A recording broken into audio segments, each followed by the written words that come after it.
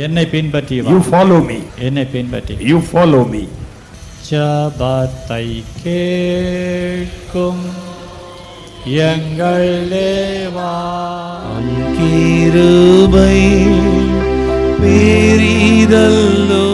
இந்த காலை நேரத்திலும் என்னோடு கூட நீங்கள் யாத்திராகமம் 12ஆம் அதிகாரத்தை நீங்கள் எடுத்துக்கொள்ளும்படி உங்களை அன்பாய் கேட்டுக்கொள்கிறேன். யாத்திராகமம் 12ஆம் அதிகாரம் 11வது வசனம். கர்த்தருடைய பஸ்கா நாம் ஜெபிப்போம். பரிசுத்தமுள்ள நல்ல பிதாவே, உமக்கு ஸ்தோத்திரம். இந்த நாளுக்காக உமக்கு நன்றி செலுத்துகின்றோம். இந்த நாளிலும் திடீர் இந்த வசனத்தை உங்களுடைய கரத்தில் ஒப்பு கொடுக்கின்றோம். இந்த நாட்களிலே பஸ்காவை பற்றினதான ரகசியங்களை நாங்கள் அறிந்து கொள்ளத்தக்கதாய், பஸ்காவை பற்றினதான காரியங்களை நாங்கள் கர்த்தாவே உங்களுடைய சமூகத்தில் பெற்றுக்கொள்ளத்தக்கதாய் ஆவியானவர் நீர் எங்களோடு கூட நீர் பேசுவீராக, எங்களை பலப்படுத்துவீராக. உங்களுடைய சமூகத்தினுடைய இரக்கம் எங்களோடு கூட இருக்கும்படி உங்களுடைய பொற்பாதத்தில் எங்களை ஒப்புக் கொடுக்கிறோம் தகப்பனே. ஆண்டவரே, நாங்கள் பழைய ஏற்பாட்டு காலத்தினுடைய காரியங்களை தியானிக்க புதிய ஏற்பாட்டு காலத்தினுடைய வெளிச்சத்தை, உண்மையை நாங்கள் அனுபவிக்கத்தக்கதாய், கேட்கிறவர்களாய் மாத்திரமல்ல, அதை அனுபவிக்கத்தக்கதாய், அதை எங்களுக்குள்ளே கிரியையாய் நடப்பிக்கத்தக்கதாய் எங்களோடு கூட பேசுவீராக, பலப்படுத்துவீராக. இந்த சத்தத்தை கேட்கிற ஒவ்வொருவரையும் ஆண்டவர் ஆசீர்வதித்து, இவரே உங்களுடைய வேத வசனங்களுடைய சத்தத்தை கேட்கிற மனுஷன் பாக்கியவான் என்று சொல்லப்பட்டிருக்கிறது. அந்த பாக்கியத்தை இன்றைக்கும் நாங்கள் பெற்றுக்கொள்ள உதவி செய்யும், கிருபை செய்யும், வழி நடத்தும். இயேசுவின் நாமத்தில் பிதாவே, ஆமென். கர்த்தருடைய நாமம் மகிமைப்படுவதாக. கடந்த நாட்களிலே நாம் பஸ்கா என்ற ஒரு தலைப்பில் ஒவ்வொரு ஞாயிற்றுக்கிழமையும் பஸ்காவை பற்றினதான சில காரியங்களை, சத்தியத்தை நாம் அறிந்து கொள்வதற்காக தேவ சமூகத்திலே அதற்குரிய காரியங்களை முயற்சி செய்து தியானித்து நாம் வருகின்றோம். இந்த பஸ்கா என்று சொல்லும் பொழுது நான் ஆரம்பத்திலே சொன்ன சில காரியங்களை வேகமாய் உங்களுக்கு ஞாபகப்படுத்தி இன்றைக்குரிய பஸ்காவினுடைய பகுதிக்குள்ளே நாம் கடந்து போகலாம். இந்த பஸ்கா என்று சொல்லப்படுவது இஸ்ரவேல் ஜனங்கள் தங்களுடைய அடிமைத்தனத்திலிருந்து அவர்கள் விடுதலை ஆக்கப்பட்ட அன்று தேவன் அவர்களுக்கு செய்யும்படியாய் சில கட்டளைகளை அவர் கொடுக்கிறார். அந்த கட்டளைகளின்படி அவர்கள் செய்த பொழுது அந்த ராத்திரி அவர்கள் எகிப்திலிருந்து விடுதலை ஆக்கப்பட்டு 400 வருஷங்கள் அவர்களுடைய அடிமைத்தனத்திலிருந்து 3 சந்ததிகள் தாண்டி 4வது சந்ததியிலே அவர்கள் விடுதலை பெறத்தக்கதாய் தேவன் ஒரு பஸ்காவை அவர்களுக்கு ஆசரிக்கும்படியாய் சொன்னார். பஸ்கா என்றால் கடந்து போகுதல் என்று அதற்கு பொருள். கடந்து போகுதல் என்று சொல்லும் பொழுது எப்படி அவர்கள் எகிப்தை கடந்து கானானுக்கு போனார்களோ அதே போல அதே பஸ்காவை இயேசு கிறிஸ்து நமக்கு திருவிருந்து என்கின்ற ஒரு பெயரிலே, நமக்கு புதிய உடன்படிக்கை என்ற பெயரிலே மாற்றி கொடுத்திருக்கிறார். காரணம் என்னவென்று சொன்னால், அவர்கள் அன்றைக்கு எகிப்தை கடந்ததை போல நாம் இந்த உலகத்தை கடந்து பரலோகத்தை அடைய வேண்டும் என்பதற்காக நமக்கு கொடுக்கப்பட்ட ஒரு அடையாளம், ஒரு ஆசரிப்பு தான் இந்த பஸ்கா என்று சொல்லி நாம் கடந்த நாட்களிலே நாம் அதை கவனித்தோம். ஆண்டவர் கடந்து போகிறவராய் இருந்தார், நம்முடைய ஜனங்களை கடக்க பண்ணுகிறவராய் இருக்கிறார். இஸ்ரவேல் ஜனங்களை கடக்க பண்ணினார் என்று சொல்லப்படுகின்றது. அதே போல புதிய ஏற்பாட்டு காலத்தில் இருக்கிற உங்களையும் என்னையும் இந்த உலகத்தினுடைய அடிமைத்தனம், பாவங்களை கடந்து பரலோகம் என்ற ஒரு சுதந்திரத்தை அடைவதற்கு தேவன் நமக்கு இந்த உலகத்திலே அடையாளமாய் கொடுத்திருக்கின்ற ஒரு பகுதி என்னவென்று சொன்னால் பரிசுத்த திருவிருந்து. கரங்களை வைத்து ஒரு அல்லேலூயா சொல்லுவோமா? அல்லேலூயா, அல்லேலூயா, பிரைஸ் தி லார்ட். கர்த்தருடைய நாமம் மகிமைப்படுவதாக. இந்த திருவிருந்தை நாம் ஆசரிக்கும் பொழுது, இந்த திருவிருந்து அல்லது பஸ்கா என்று பழைய ஏற்பாட்டு காலத்திலே தேவனால் கொடுக்கப்பட்ட காரியங்கள், புதிய ஏற்பாட்டு காலத்திலே அதை நாம் எப்படி நாம் ஆசரிக்க வேண்டும் என்கின்ற ஆவிக்குரிய முறைகளை கவனிப்பதற்காக பழைய ஏற்பாட்டினுடைய நிழல் இல்லாமல் புதிய ஏற்பாட்டினுடைய நிஜத்தை நாம் அடைய முடியாது என்கின்ற உண்மையை நாம் விளங்கிக் கொள்ளத்தக்கதாய் பழைய ஏற்பாட்டிலே தேவன் என்ன சொல்லியிருக்கிறார் என்பதை புதிய ஏற்பாட்டிலே அதை ஆவிக்குரிய தன்மையிலே நாம் ஆசரிப்போம் என்றால், கவனிப்போம் என்றால், அதன்படி செய்வோம் என்றால் பழைய ஏற்பாட்டிலே அவர்கள் எப்படி கடந்து சென்றார்களோ அதே போல புதிய ஏற்பாட்டிலே ஒரு நாள் இயேசு கிறிஸ்து வருவார். நாம் இந்த உலகத்தை கடந்து அவரோடு கூட பரலோகம் போவோம். அல்லேலூயா, அல்லேலூயா. கர்த்தருடைய நாமம் மகிமைப்படுவதாக. அப்படியானால் இந்த பஸ்கா நமக்கு எதை போதிக்கிறது என்று சொல்லி 3 பிரதானமான போதனைகளை நான் உங்களுக்கு சொன்னேன். முதலாவது, நீங்கள் பஸ்காவினுடைய ஆயத்தத்தை அறிய வேண்டும். preparation of the Passover. இரண்டாவது, நீங்கள் பஸ்காவை எப்படி ஆசரிக்க வேண்டும் அல்லது அனுசரிக்க வேண்டும் என்பதை அறிய வேண்டும். process of the Passover. மூன்றாவது, இந்த பஸ்கா நமக்கு சொல்லுகின்ற எச்சரிப்பு அல்லது ஆலோசனை என்ன என்பதை நீங்கள் அறிய வேண்டும். precaution of the Passover. நான் திரும்பவும் சொல்லுகிறேன். preparation ஆயத்தம், process அனுசரிப்பு அல்லது ஆசரிப்பு, precaution எச்சரிப்பு அல்லது ஆலோசனை. எவைகளை செய்ய வேண்டும், எவைகளை செய்யக்கூடாது என்கின்ற ஒரு எச்சரிப்பை சொல்லப்படுகிறதை நாம் பார்க்கிறோம். இன்றைக்கு கூட நாம் முதல் பகுதியாய் நான் கடந்த நாட்களிலே உங்களுக்கு ஆயத்தத்திலே ஒரு 7 பகுதியையும் ஆசரிப்பிலே ஒரு 4 பகுதியையும் ஆலோசனையிலே ஒரு 7 பகுதியுமாக உங்களுக்கு ஒரு ஏறக்குறைய ஒரு 18 குறிப்புகளை நான் உங்களுக்கு சொன்னது ஞாபகம் இருக்கும். கர்த்தருடைய நாமம் மகிமைப்படுவதாக. முதலாவது பிரதானமான ஒரு குறிப்பு, அதுல ஒரு 7 காரியங்கள் இருக்கிறது. பிரதானமான முதல் குறிப்பு என்னவென்று சொன்னால் ஆயத்தம். பஸ்காவினுடைய ஆயத்தம் என்றால் என்ன? பஸ்காவினுடைய ஆயத்தம் எதை சொல்லுகிறது? ஆயத்தம் பண்ணும்படியாய் தேவன் பஸ்காவை நீங்கள் கொண்டாட வேண்டும், அதை அனுசரிக்க ஆசரிக்க வேண்டும் என்று சொன்னால் நீங்கள் அதற்கு என்ன ஆயத்தத்தை செய்ய வேண்டும், எந்த ஆயத்தத்தை தேவன் எதிர்பார்க்கிறார் என்று சொல்லி நான் ஒரு 7 விதமான ஆயத்தங்களை சொன்னேன். இன்றைக்கு முதல் ஆயத்தத்திற்குள்ளே நாம் கடந்து செல்லலாம். நீங்கள் என்னோடு கூட இந்த 12ஆம் அதிகாரம் முதல் 2 வசனங்களை நீங்கள் வாசிப்பீர்களானால் அல்லது முதல் 3 வசனங்களாகவே நாம் வாசிப்போம் என்று சொன்னால் வாசிங்க. கர்த்தர் எகிப்து தேசத்தில் மோசேயையும் ஆரோனையும் நோக்கி இந்த மாதம் உங்களுக்கு பிரதான மாதம், இது உங்களுக்கு வருஷத்தின் முதலாம் மாதமாய் இருப்பதாக நீங்கள் இஸ்ரவேல் சபையார் யாவரையும் நோக்கி இந்த மாதம் 10ஆம் தேதியிலே வீட்டு தலைவர்கள் வீட்டுக்கு ஒரு ஆட்டுக்குட்டியாக ஒவ்வொருவரும் ஒவ்வொரு ஆட்டுக்குட்டியை தெரிந்து கொள்ள கடவர்கள். இந்த 3 வசனங்களே முதலாவது ஒரு குறிப்பாய் நாம் பிரதானமாய் கவனிக்கிறோம். நீங்கள் பஸ்காவிற்கு ஆயத்தம் பண்ணணும். அதாவது இந்த உலகத்தினுடைய சாபத்தை, உலகத்தினுடைய பாவத்தை, உலகத்தினுடைய கஷ்டத்தை, உலகத்தினுடைய எல்லா விதமான பிரச்சனைகளையும் இந்த உலகத்திலேயே நம்ம கடந்து போகணும். இந்த உலகத்தில் உள்ள எல்லாவற்றையும் கடந்து பரலோகத்திற்கும் போகணும். 2 விதமான காரியங்கள் இருக்கு. இன்னைக்கு ஒரு பிரச்சனையில் இருக்கிறோம், அதை கடக்கணும். இன்னைக்கு ஒரு சூழ்நிலை, அதை கடக்கணும். இதை கடப்பது மாத்திரமல்ல, இதை எல்லாவற்றையும் மேலே தள்ளுகிற எல்லா உலகத்தினுடைய காரியங்களையும் கடந்து பரலோகத்திற்கு போகணும். 2 காரியங்களும் செய்ய வேண்டுமானால் முதலாவது நீங்கள் கடந்து போவதற்கு செய்ய வேண்டிய காரியம் ஆயத்தம் பண்ணணும். என்ன ஆயத்தம் பண்ணணும் அப்படின்னு சொன்னா, இந்த 3 வசனங்களை வாசிக்கும் பொழுது ஆண்டவர் வருஷம் என்று சொல்லுகிறார், மாதம் என்று சொல்லுகின்றார், இந்த மாதம் 10ஆம் தேதி என்று சொல்லுகிறார். அப்படியானால் நீங்கள் பஸ்காவை ஆசரிக்கும் பொழுது இந்த ஆசரிப்பிலே முதல் நீங்கள் கவனிக்க வேண்டிய ஒரு காரியம் என்னவென்று சொன்னால், தேவன் குறித்த நாளை நாம் அறிய வேண்டும். இதுல என்ன அவ்வளவு ஒரு பெரிய விஷயங்கள் இருக்கிறது? தேவன் குறித்த நாள் அப்படின்னு சொன்னா பஸ்கான்னு சொல்லி வருஷத்துக்கு முதல் நாள் பஸ்காவா கொண்டாட சொல்றாரு. அதுல இருந்து ஒரு 7 நாள் குறிப்பில்லாத அப்ப பண்டிகையை கொண்டாட சொல்றாரு. இத ஆண்டவர் சொல்லுகிற நாட்கள் அன்னைக்கு செய்யுன்னு சொல்லியிருக்கிறாரு. அவ்வளவுதானே அப்படின்னு நம்ம யோசிக்கலாம். இல்ல, நல்லா கவனிங்க. ஒருவர் பஸ்காவை சரியாய் ஆசரிக்க வேண்டுமானால் அவர்கள் தேவன் குறித்திருக்கிற நாளை அறிய வேண்டும். அல்லது இப்படி சொல்லுகிறேன், தேவனுடைய நாளை அறிகிறவர்களாய் இருக்க வேண்டும். ஏன் என்று சொன்னால் கர்த்தருடைய நாமம் மகிமைப்படுவதாக. நம்முடைய ஆண்டவராகிய இயேசு கிறிஸ்து யோவான் எழுதின சுவிசேஷம் 14ஆம் அதிகாரம் 3வது வசனத்தில் இப்படியாக சொல்லி இருக்கிறார், நான் வந்து உங்களை என்னிடத்திலே நான் சேர்த்துக் கொள்ளுவேன்.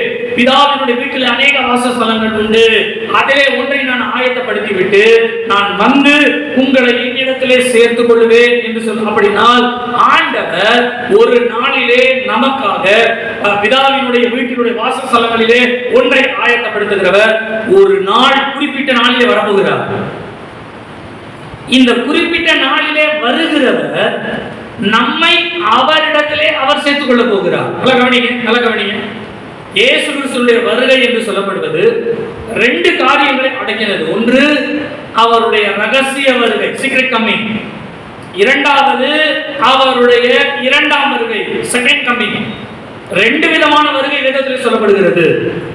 நீங்க இந்த வேதத்துல 2 விதமான காரியங்களை நீங்கள் சரியாய் புரிந்து கொள்ள வேண்டும் என்று சொன்னால் நான் ஒரு 2 வசனங்களை சொல்கிறேன். மத்தேயு எழுதின சுவிசேஷம் 24ஆம் அதிகாரம் 42வது வசனத்தை நீங்கள் வாசிப்பீர்களானால் 24ஆம் அதிகாரம் 42வது வசனம் வாசிங்க. உங்கள் ஆண்டவர் இந்த நாளிலே வருவார் என்று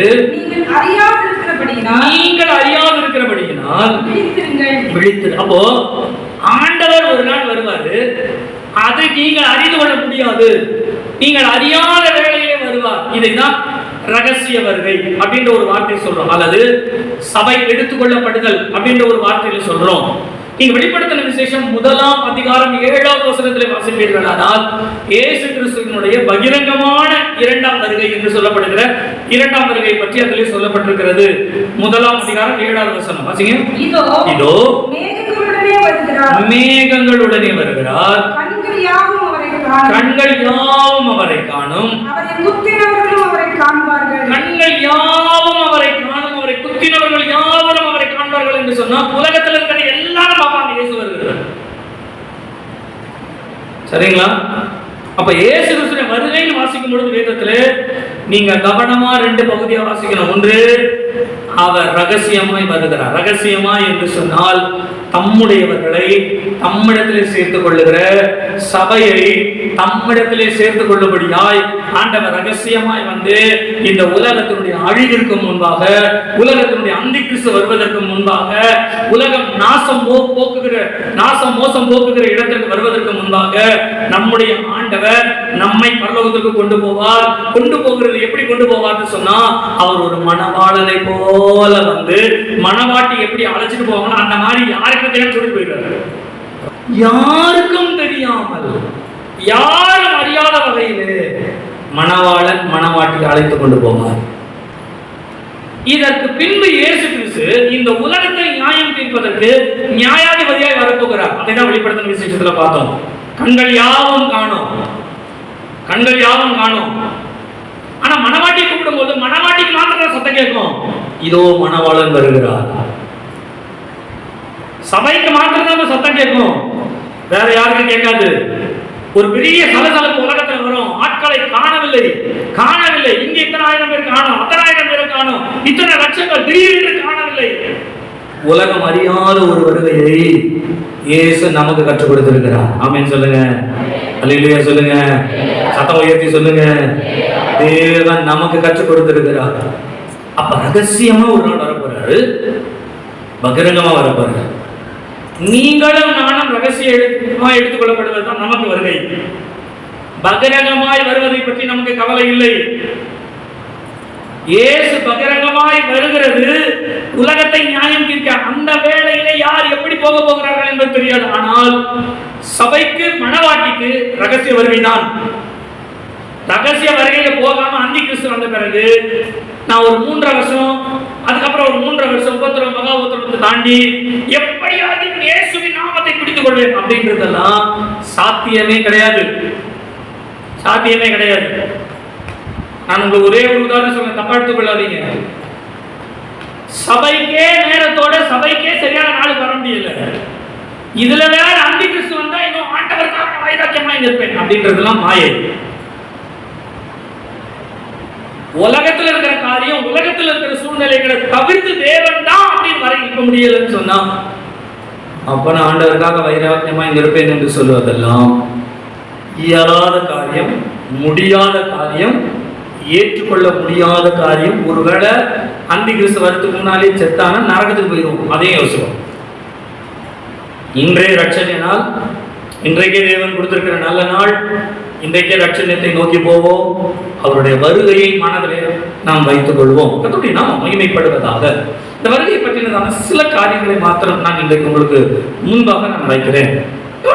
இயேசு கிறிஸ்துவினுடைய பகிரங்கமாய் வருகிற இரண்டாம் வருகை, அதுக்கு முன்பாக ரகசியமா வந்து நம்மளை கூட்டிட்டு போயிருக்காரு. அப்ப இந்த இரண்டாம் வருகை வரும் பொழுது பகிரங்கமா நடைபெறுகிற ஒரு காரியம் என்ன அப்படின்றத சகரியா தீர்க்கதரிசன புத்தகம் 14ஆம் அதிகாரத்துல நீங்கள் முதல் வசனத்திலும் 4வது வசனத்திலும் நீங்கள் வாசிக்கலாம். சகரியா தீர்க்கதரிசியின் புத்தகம் 14ஆம் அதிகாரம் முதல் வசனத்திலும் 4வது வசனத்தை நீங்கள் வாசிப்பீர்களானால் வாசிங்க. இதோ கர்த்தருடைய நாள் வருகிறது. அந்த நாளிலே என்ன நடக்கும்னா 4வது வசனம் வாசிங்க. அந்நாளிலே அவருடைய பாதங்கள் கிழக்கே எருசலேமுக்கு எதிரே இருக்கிற ஒலிவ மலையின் மேல் நிற்கும். நீங்க வேதத்துல ஒலிவ மலை வாசிக்கிறீங்க இல்லையா? இயேசு கிறிஸ்து ஒலிவ மலைக்கு போனாரு. அதே ஒலிவ மலைக்கு இயேசு கிறிஸ்துடைய பாதம் வந்து நிற்குமா? அப்பொழுது மகா பெரிய பள்ளத்தாக்கு உண்டாகும்படி ஒலிவ மலை தன் நடு மையத்திலே கிழக்கு மேற்காய் எதிராக பிளந்து போகும். ரொம்ப ஈஸியா சொல்லப்படுற காரியம் என்ன தெரியுங்களா? இயேசு கிறிஸ்துவினுடைய பாதம் உங்களுக்கு ஒலிவ மலையின் மேல் இறங்கும் பொழுது அந்த ஒலிவ மலை என்ன பண்ணுமா, வடக்கு தெற்கு அப்படின்ற மாதிரி அப்படியே 2 பகுதியா பிரிஞ்சு பிளந்துட்டு வருமா, பிளக்குமா. சரிங்களா? பிளக்குமா. உங்களுக்கு ஒரு உண்மையை சொல்லட்டுங்களா? உலகத்துல நிறைய பேர், உலகம் முழுசா இருக்கிறவங்க நிறைய பேர் போற ஒரு டூரிசம் என்ன அப்படின்னா இஸ்ரேலுக்கு தான் நிறைய பேர் போவோம். ஏன்னா இயேசு கிறிஸ்து இருந்த இடம் அது.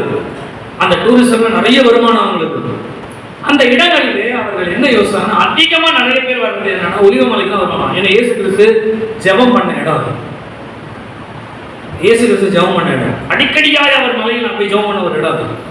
அப்ப அந்த ஒலிவ மலையில நிறைய பேர் வந்துட்டு போறதுனால அந்த ஒலிவ மலைக்கு மேலேயே ஒரு பெரிய ஹோட்டல் கட்டலாம் அப்படின்னு பிளான் பண்ணாங்க. உலகத்திலே சிறந்த ஒரு கட்டட நிபுணர்களை வைத்து ஒரு பெரிய ஹோட்டல் கட்டுவானமோ, வருகிறவர்கள் 1 நாள் 2 நாள் இல்ல, ஒரு வாரம் தங்கிட்டு போற மாதிரி இருக்கும், நமக்கு நிறைய வருமானம் இருக்கும் அப்படின்றதுக்காக ஒரு பெரிய ஹோட்டல் நல்ல ஹை கிளாஸ்ல கட்டணுன்றதுக்காக முயற்சி செய்தார்களாம். எல்லா ஆராய்ச்சி, சாயில் டெஸ்ட், அப்புறம் அந்த மலையினுடைய ஸ்ட்ரென்த் என்ன, எல்லாத்தையும் டெஸ்ட் பண்ணிட்டு கடைசியில் அவங்க கொடுத்த ரிசல்ட் என்னன்னா, இந்த மலையின் மேல் எந்த ஹோட்டலையும் கட்ட முடியாது. ஏன் முடியாது அப்படின்னு சொன்னா, இந்த பெரிய மலையினுடைய அடிவாரத்துடைய மையத்திலே ஒரு பிளவு ஆரம்பித்திருக்கிறது. அது பிளந்து கொண்டே நாளுக்கு நாள் அது பிளந்து கொண்டே வருகிறது. அப்ப மழை பிளக்குதுன்னு சொன்னா என்ன அர்த்தம்? வேதத்தின்படி கர்த்தருடைய பாதம் ஒரு நாள் பிளந்துட்டு நிற்கும். இயேசு நிற்பார். அப்ப நம்ம வாயை பிளந்துட்டு நிற்போம். அதான் நடக்கும். வருகையை பத்தியும் ஒரு பயம் இல்லை, சபையை பத்தியும் பயம் இல்லை. உலகத்துல சம்பாதிக்கணும், கார் வாங்கணும், பஸ் வாங்கணும், லாரி வாங்கணும், வீடை கட்டணும், இதுக்கே ஓடிட்டு கடைசியில் ஒரு நாள் இயேசு வந்து நிற்பார். நீ யோசிச்சு பாருங்க. அப்படி வந்து இப்படி நிற்கிறாரா, என்ன பண்ணிட்டு இருக்கிற அப்படின்னு கேட்கிறாரு. இன்னும் சொல்லுங்க, நீங்க செய்ய வேண்டிய கடமைக்கும் உங்க ஆவிக்குரிய ஆயத்தத்துக்கும் வித்தியாசம் உண்டு. கடமையை செய்யுங்க, தப்பே கிடையாது. கர்த்தர் ஒரு நாள் அதுக்கு சாபத்தை கொடுக்க மாட்டாரு, ஆசீர்வதிப்பார். நீங்க வீடு கட்டுங்க, கர்த்தர் ஆசீர்வதிப்பார். நீங்க வீடு வாங்க, கர்த்தர் ஆசீர்வதிப்பார். கல்யாணம் பண்ணுங்க, கர்த்தர் ஆசீர்வதிப்பார். எல்லாமே ஆண்டவர் செய்வார், பிரச்சனையே கிடையாது. ஏன்னா இந்த உலகத்துல அவர் வாக்குத்தத்தம் பண்ணியிருக்கிறார். வாக்குத்தத்தத்தின்படி நமக்கு செய்வார், அதுல எந்த சந்தேகமும் இல்லை. அல்லேலூயா. ஆனால் அதே நேரத்தில் இன்னொரு பிரச்சனை இருக்கு. என்னன்னா, நான் உனக்கு இந்த உலகத்துல எல்லாமே ஆசீர்வதிக்கிறேன், நீ என்னை தேடுவதற்கு என்ன செய்தாய் அப்படின்னு கேட்பாரு. மழை பிளக்குதான் அப்படின்னா ஆண்டவர் பாதம் வர்றதுக்கு ரெடி ஆயிடுச்சு. நீங்க யோசிச்சு பாருங்க, ஆண்டவருடைய பாதம் வருதுக்கு ரெடி ஆயிடுச்சுன்னா அதுக்கு முன்னால ஒண்ணு நடக்கணும். என்ன நடக்கணும்? சபை. இயேசு கிறிஸ்து கூட ஒரு இடத்துல இப்படியே சொல்றாரு, ஒருவரும் கிரியை செய்யக்கூடாத ராக்காலம் வரும். நீங்க அந்த நேரத்தில் உட்காந்து ஜெபம் பண்ணி, அந்த நேரத்தில் உட்காந்து அபிஷேகத்தில் நிரம்பி, அந்த நேரத்தில் உட்காந்து தேவ சமூகத்தை தேடுறதுலாம் எடுபடாது. சபை எடுத்துக்கொள்ளப்பட்ட உடனே பரிசுத்த ஆவியானுடைய கிரியை உலகத்துல நின்று விடும். எடுத்து நம்மளை கொண்டு போய் அவர்கிட்ட சேர்க்கறது தான் பரிசுத்த ஆவியானுடைய வேலை. அந்த வேலையை அவர் முடிச்சுட்டாதான் பரிசுத்த ஆவியானுடைய கிரியை முடிஞ்சிருச்சு. அப்படின்னா உபத்திரவ காலம், மகா உபத்திரவ காலத்துலதான் பரிசுத்த ஆவியானவர் இருக்க மாட்டாரு. அந்த நேரத்துல உட்கார்ந்து அபிஷேகத்துல நிறைஞ்சு அந்நிய பாஷையெல்லாம் பேசிட்டு இருக்கிறதெல்லாம் எடுபடாது. அப்போ 2ஆம் வருகைக்கே உலகம் ஆயத்தமாயிருச்சுன்னு சொன்னா, ரகசிய வருகைக்கு சபை ஆயத்தமாக்கப்பட வேண்டும் என்பதிலே எந்த சந்தேகமும் இல்லை. அல்லேலூயா, அல்லேலூயா, அல்லேலூயா.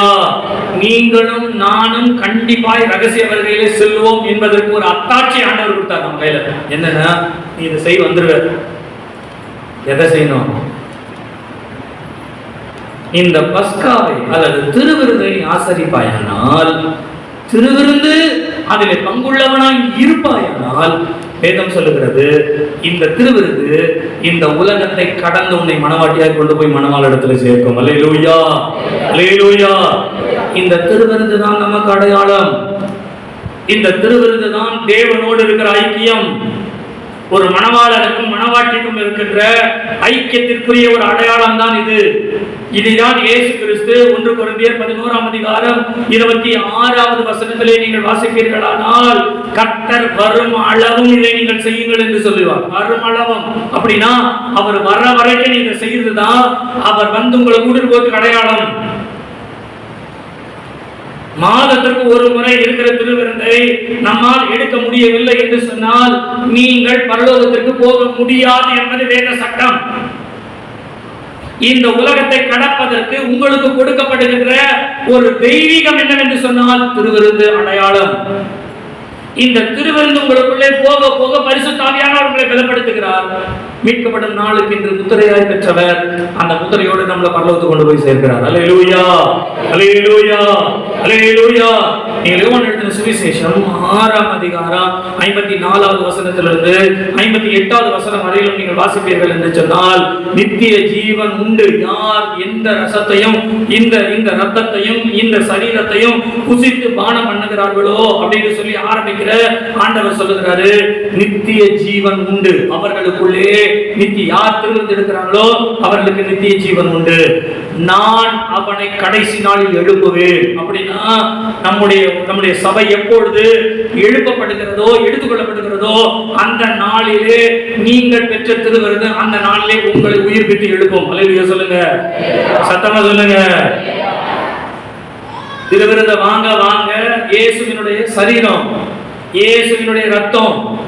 ஒவ்வொரு மாதமும் சரீரம் சரீரத்தோடு சேர்ந்து, ரத்தம் ரத்தத்தோடு சேர்ந்து, இது உள்ள சேர சேர பரிசுத்த ஆவியானவருடைய கிரியை நடக்க நடக்க ஆட்டோமேட்டிக்கா என்ன ஆகும் தெரியுங்களா? ஒரு நாள் இந்த சரீரம் இயேசுவின் சரீரமாய் மாறும், இந்த ரத்தம் இயேசுவின் ரத்தமாய் மாறும். சரீரமும் ரத்தமும் இயேசுக்குரியதாய் மாறிச்சுன்னா அவரிடத்திலே போய் சேருவதிலே எந்த விதமான தடையும் கிடையாது.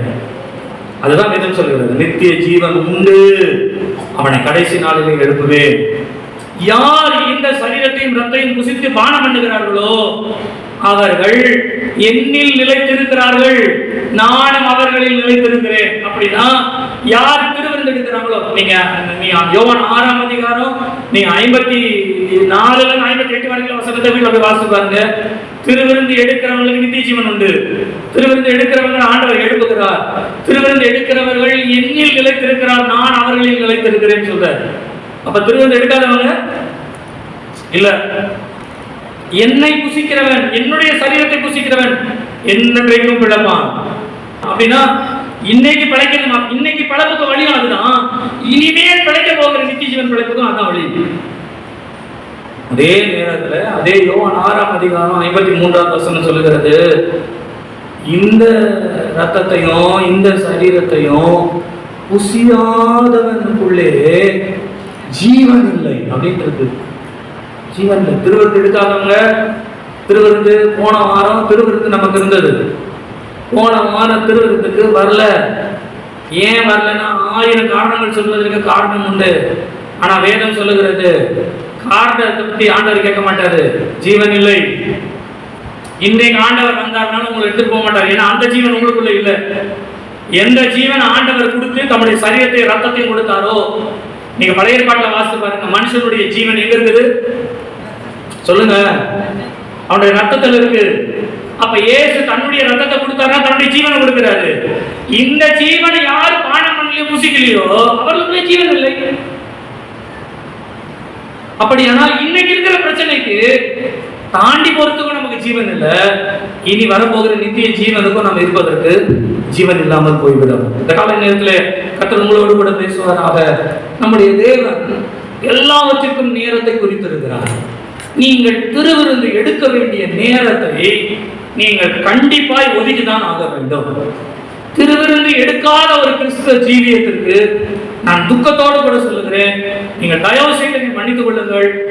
திருவிருந்து எடுக்காத கிறிஸ்தவ ஜீவி எப்படி இருக்கும்ன்றத வெளிப்படையா சொல்றேன். நான் அப்படி பேசுறது எனக்கு துக்கமா இருக்குது. இருந்தாலும் நான் உங்களுக்கு யதார்த்தத்தை நான் சொல்லிவிடுகிறேன்.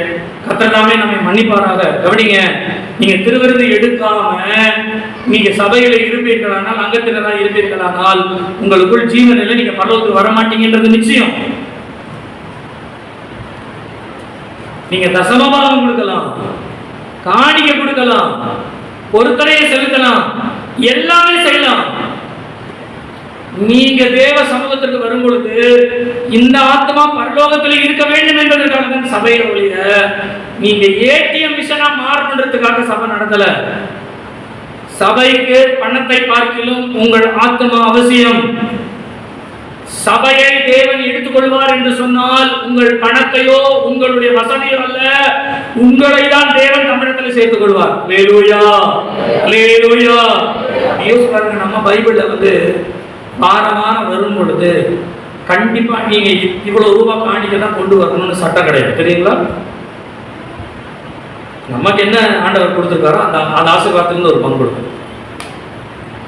அதே மாதிரி தசமபாகம் செலுத்தும் பொழுது தசமபாகத்துக்கு ஒரு கவர் போட்ட பேரை போட்டு மாசம் மாசம் கண்டிப்பா இதை செலுத்தினாங்களா இல்லையா? எங்களுக்கு தெரியும் இது பரலோகத்துக்கு கொண்டு போவாது. ஆனா அது அடிப்படை, தேவனுக்கு பயப்படுறதோட அடிப்படை எங்களுக்கு தெரியும்.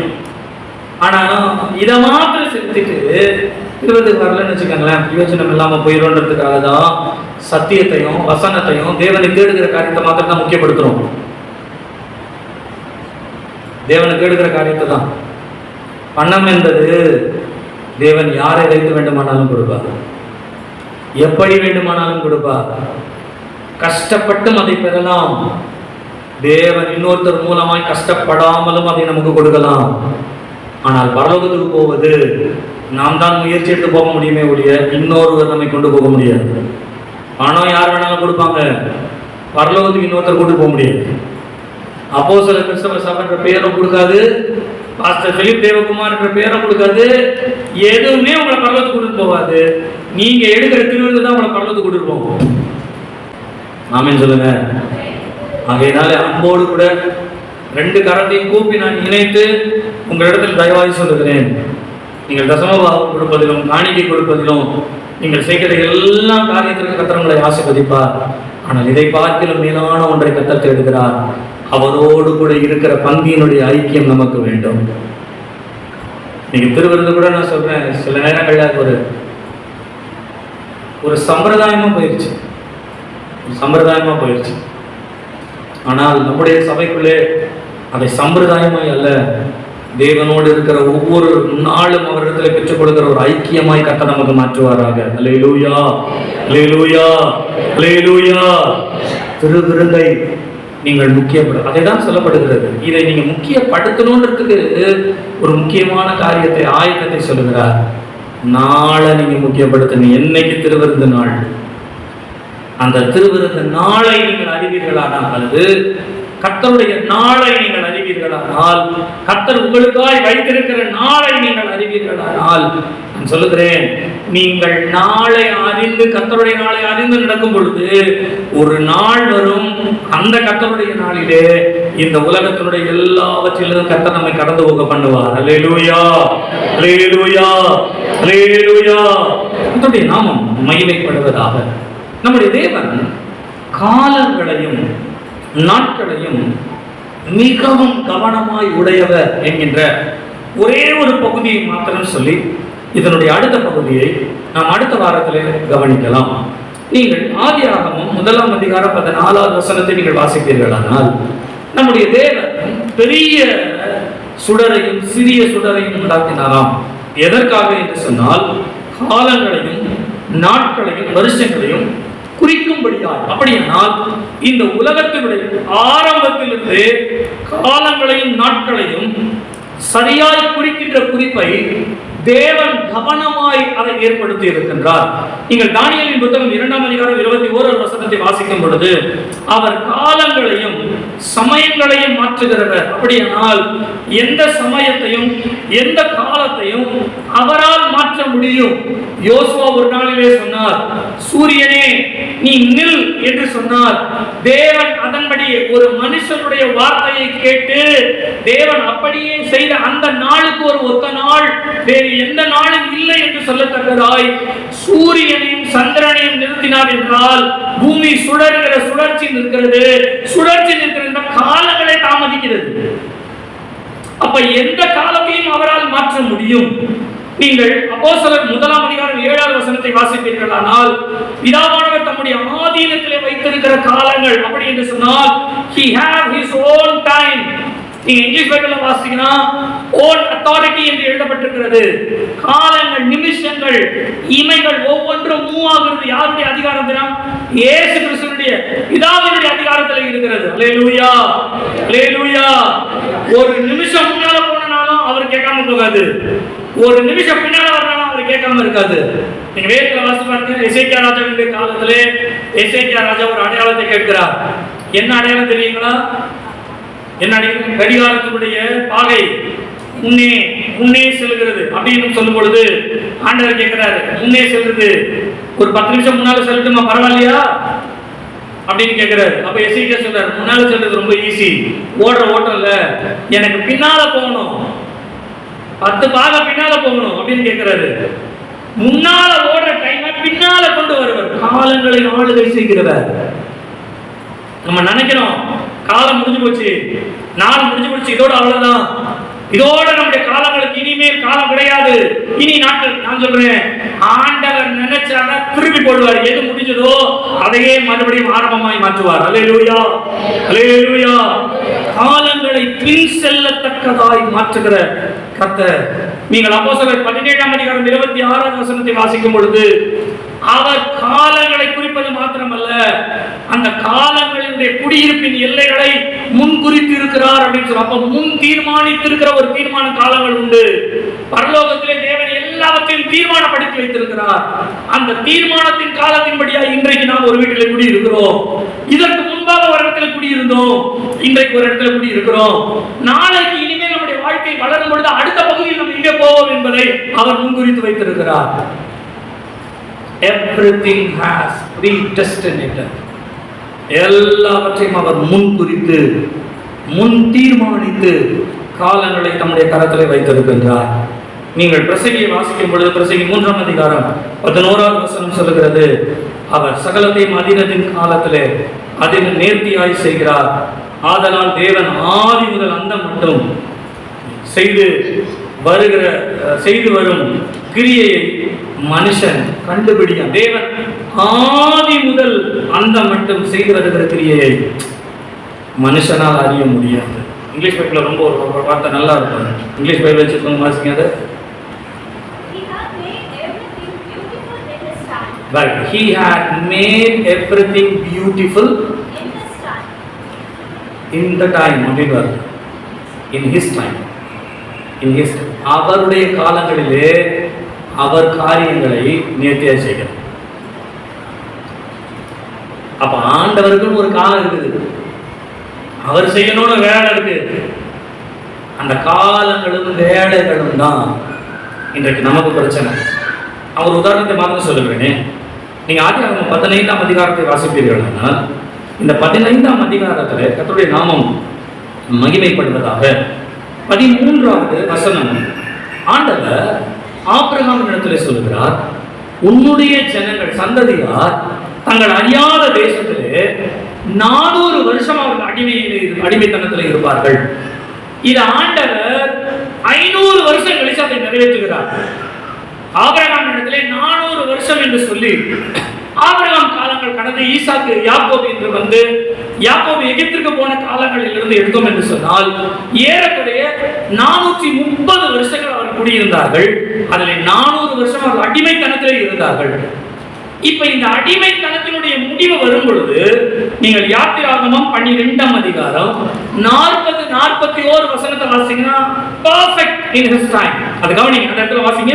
இஸ்ரவேல் புத்திரர் எகிப்திலே குடியிருந்த காலம் 430 வருஷம். 430 வருஷம் முடிந்த அன்றைய தினம் 400 வருஷம் முடிந்த அன்றைய தினம் கர்த்தருடைய சேனைகள் எல்லாம் எகிப்து தேசத்திலிருந்து புறப்பட்டது. கடந்து போவதற்கு ஆயத்தமாயிட்டாங்க. எப்ப தெரியுங்களா? அன்றைய தினம். இன்றைய தினம் 400 அன்றைய தினம். அப்படின்னா ஆண்டவர் சொன்ன டைம் படி கரெக்டா முடிஞ்சிருச்சு.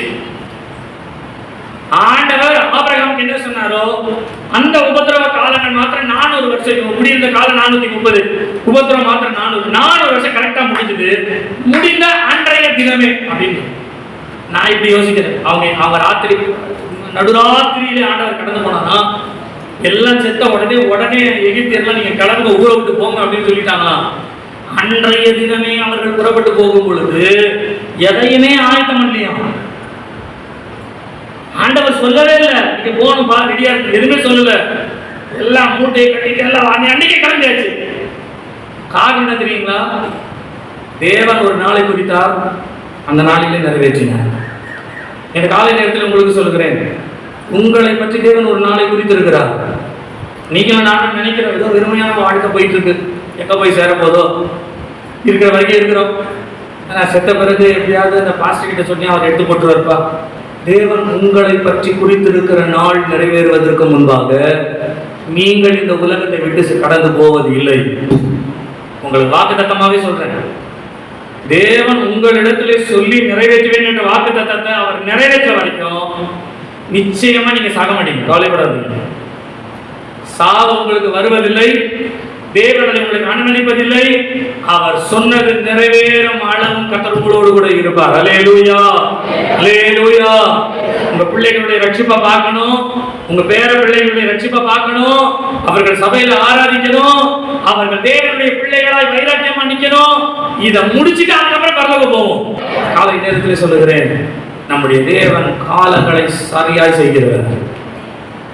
நம்முடைய காலத்திலே நம்முடைய காரியத்தை அவர் நிறைவேற்றுவார். ஒரே ஒரு வசனத்தை மாத்திரம் வாசித்து இன்றைக்கு நான் செய்தியை முடிக்கிறேன். கவனிங்க, நீங்க யோபு 24ஆம் அதிகாரம் முதல் வசனத்தை நீங்கள் வாசித்தீர்கள்னா யோபு ஒரு காரியத்தை சொல்றாரு, அதை மாத்திரம் உங்களுக்கு முன்பாக நான் வைத்து விட்டு நான் முடிக்கிறேன். நான் அதுக்கு விளக்கத்தை இப்ப சொல்லல, அடுத்த வாரம் சொல்றேன்.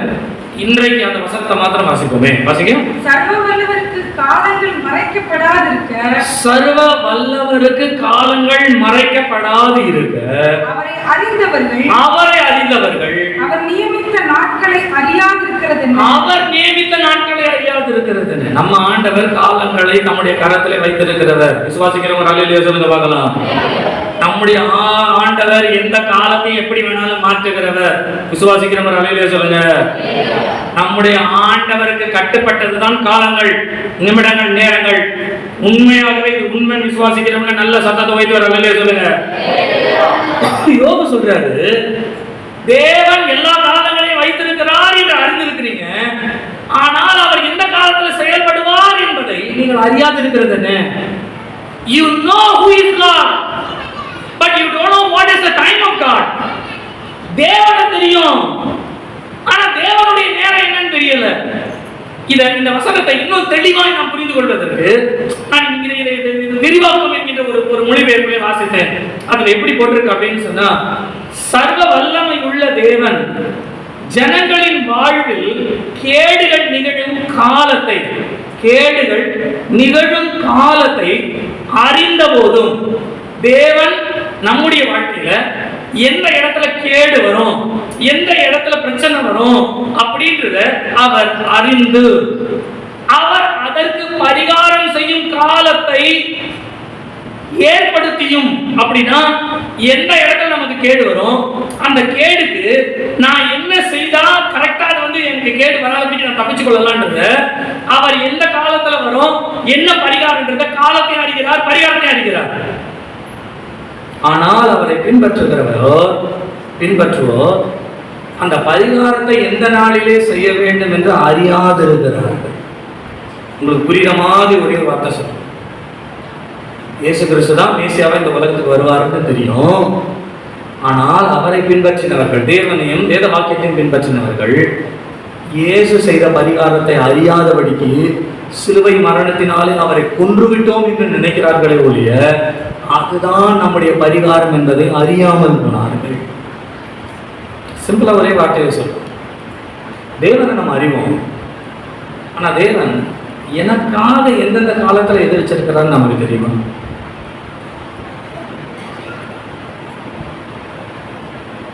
இப்ப நான் கண்ண மூடி மகளே மகனேன்னு சொன்னாதான் உங்களுக்கு புரியும். நீங்க கண்ண முன்னா ஒண்ணுமே தெரியாது அப்படின்னா நான் கேட்கறேன், நீங்க எந்த உறவுல ஆண்டவரோட இருக்கீங்க? உங்களுக்கு புரியாத காரியத்தை படிச்சு அதை உங்களுக்கு சொல்ல வேண்டியது கடமை தான் சொல்லுகிறேன். ஆனா உங்களுடைய மனவாளன் எந்த நேரத்தில் உங்களை சந்திப்பாருன்றதையும், உங்களுடைய வேலை எந்தெந்த காலத்துல நீங்க எதை செய்யணுன்றதையும், நீங்கள் தேவனுடைய வேலையை தனிப்பட்ட வாழ்க்கையில் நீங்கள் அறியவில்லை என்று சொன்னால் நான் சொல்லுகிறேன், நீங்கள் தேவனை சரியா இன்னும் அறியவில்லை. You know God, you don't know what is the time of His work. அவருடைய வேலை என்ன என்பதை அறிய முடியவில்லை. அப்படின்னா சொல்லுகிறேன், நம்முடைய திருவிருந்து ஐக்கியம் என்பது இன்னும் தேவனிடத்தில் சரியா இல்லை என்றார். இன்னும் தேவனிடத்தில் சரி. உங்களை ஆறுதல் படுத்துறதுக்கு எந்த தேவ தூதரம் வேண்டாம், எந்த ஆண்டவர் வேண்டாம், பைபிள் படிச்சீங்கனாலே ஆறுதல் கிடைக்கும். ஆனால் அவருடைய அறிவை உணர்த்துதல் என்பது நீங்க தேவனோடு இருக்கிற ஐக்கியத்துல மாத்திரம்தான் நீங்க பெற்றுக்கொள்ள முடியும். இயேசு வரப்போகிறார் ஒரு நாள், உங்களை அவர் அழைப்பார். 2 தான் இருக்கு. எக்கால சத்தம் துணிக்குமா? மத்திய வானத்துல அவர் நம்மளை கூப்பிடுவார். கூப்பிடும் பொழுது அவர் எப்படி கூப்பிடுவாருன்றத சரியான உறவு மெயின்டைன் பண்ணதான் தெரியும், அதெல்லாம் தெரியாது. அவர் என்ன எப்படி கூப்பிடுவாரு, உங்களை எப்படி கூப்பிடுவார்? சொல்ற தேவனோட நீங்க ஐக்கியத்தை பெற்றுக்கொள்ளுங்க. நீங்க கடந்து போக வேண்டிய கஷ்டத்தை கர்த்தர் உங்களை கடக்க பண்ணிடுறாரு. நீங்க கஷ்டத்தோட பாரத்தோட வந்திருக்கலாம், நிறைய காரியத்திற்கு பதிலே இல்லாம உட்கார்ந்துருக்கீங்க. இது பதிலே கிடையாது, ஏதோ வாழ்க்கை போயிட்டு இருக்கு, அவ்வளவுதான். இது என்னமா முடியுமோ அது தெரியல. ஆனா இது எப்படி முடியும் அப்படின்றதுக்கு நம்ம கிட்ட பதில் இருக்கு. பைபிள் ஒரு வசனம் தெரியுங்களா? உன் முடிவை பற்றி உனக்கு நம்பிக்கை உண்டு. அந்த நம்பிக்கை உண்டுன்னு சொன்ன எந்த இடத்துல நம்பிக்கை நமக்கு வருதுன்னா தேவனோடு இருக்கிற உறவுகளை வச்சுதான் நம்பிக்கை வருது. அப்படியானா நீங்களும் நானும் தேவனோடு இருக்கிற உறவை வளர்த்துக்கொள்ள, தேவனோடு கூட இருக்கிற ஐக்கியத்தை வளர்த்துக்கொள்ள, ஆண்டவரோடு கூட இருக்கிற ஐக்கியத்துல வளரத்தக்கத நீங்க இன்னைக்கு ஆண்டவரிடத்துல ஒரு பொருத்தனை பண்ணுங்க. ஆண்டவரே, திருவிருந்தை இனிமேல் மிஸ் பண்ணவே கூடாது. என் வாழ்க்கை தேவனுடைய பரிசுத்த பந்திய இனி நான் விடவே கூடாது. அதை விட்டுட்டேன்னா ஆண்டவருக்கு எனக்கு சம்பந்தம் இல்லை. ஒருவேளை ஞானசானம் பெறாமல் திருவந்து எடுக்காமல் நீங்கள் இங்கே இருப்பீர்கள். ஆனால் இந்த காலை நேரத்தில் கர்த்தர் உங்களை உணர்த்துகிறார், நீங்கள் இந்த உலகத்தினுடைய சாபத்தை பாவத்தை கடந்து போகும்படியான ஒரு கடந்து போகத்தில் வேண்டுமானால், இன்றைக்கு இருக்கிற பிரச்சனை நீங்க கடந்து போகணும்னா நீங்க தேவனோட உடன்படிக்கை பண்ணுங்க, அவருடைய ஜீவனோடு கூட வாழ நீங்க பிரயாசப்படுங்க. கர்த்தர் உங்களுக்கு கிருபை செய்வார். அல்லேலூயா, அல்லேலூயா, அல்லேலூயா. நான் அடுத்த வாரத்திலே உங்களுக்கு தேவனுடைய நேரத்தை நான் அறிவது எப்படி அப்படின்றதை குறித்து சொல்லுங்க.